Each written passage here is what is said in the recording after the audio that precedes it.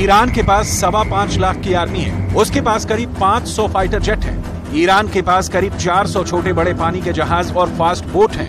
Iran के पास 3700 tank हैं।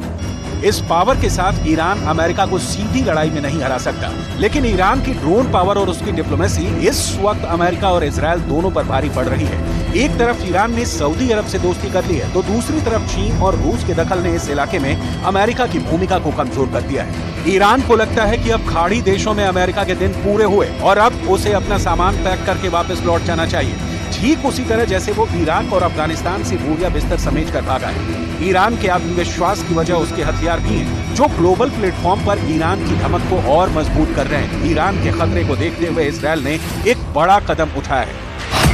Israel अब अमेरिका से 25 और F-35 जेट खरीद रहा है।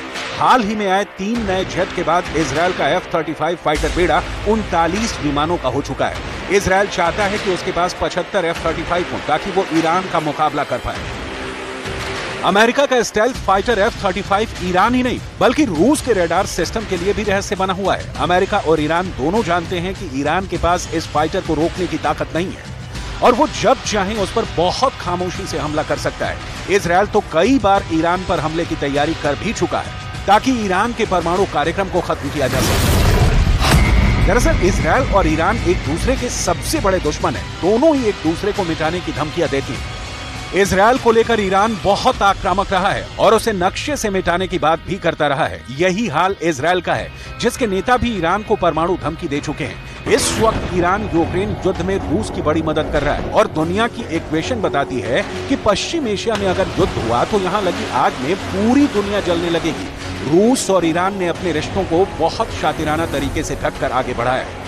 यूक्रेन युद्ध में पुतिन इतनी तबाही कभी नहीं मचा पाते अगर ईरान ने रूस की मदद ड्रोन देकर ना की होती। इसलिए यूक्रेन में रूस के ईरान ड्रोन बहुत बड़ा मैसेज लगातार देते रहे। इससे साफ जाहिर है रूस और ईरान के बीच रिश्ते बहुत ही सीक्रेट रहे।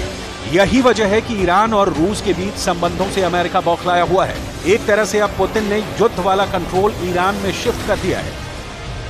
यही वजह है कि पश्चिम एशिया में इस वक्त युद्ध जैसे हालात बन चुके हैं और इसे देखते हुए ईरान पहले ही अपने हथियारों को यूक्रेन में भी आजमा चुका है और अब वो इसके साथ अमेरिका और इजराइल को भी चैलेंज कर रहा है। ईरान और सऊदी अरब के समझौते या कहें कि दोनों में तनाव कम होने से 2 देशों को सबसे बड़ा नुकसान होने वाला है। इनमें पहला नंबर अमेरिका का है और दूसरा इजराइल है।